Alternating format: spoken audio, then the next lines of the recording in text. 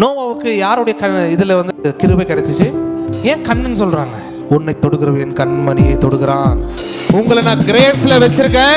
ஒருத்தவங்க டச் பண்ணணும்னு நினைச்சானா நான் டென்ஷன் ஆயிடுவேன். கிரேஸ்ல ஒருத்தன் இருக்கான், கிரேஸ்ல ஒருத்தன் ஸ்ட்ராங் ஆயிட்டான்னா பிசாசு அவனை தொட முடியாது. எதிரிகள் 1000 பேர் இருந்துக்கோ, ஒருத்தன் சுண்டு விரல போட முடியாது. ஏனென்றால் நான் கர்த்தரின் கண்களுக்குள்ளே இருக்கிறேன். அவருடைய கண்ணு தான் கிரேஸ். கர்த்தருடைய கண்ணு அக்கினி அக்கினின்றாங்கல்ல, கர்த்தருடைய கண்கள் அக்கினி ஜுவாலையா இருந்தது. வெளிப்படுத்தல சொல்லுது, அக்கினினால நான் அந்த உலகத்தை அழிப்பேன் அப்படின்னு. அக்கினினால உலகம் அழிஞ்சு போகணும்னு சொல்றாங்கல்ல. என்ன சொல்ல வர்றாரு? இந்த பூமியை மறுபடியும் ரீஷேப் பண்றது யாருன்னா, யாரெல்லாம் கிரேஸ்ல இருக்கிறாங்களோ. இந்த கிருபை பூமி அழிக்காது, பூமியை மறுபடியும் வேற கோணத்திற்கு கொண்டு வரும். அது கர்த்தர் திட்டம் பண்ணின இடத்திற்கு கொண்டு வரும்.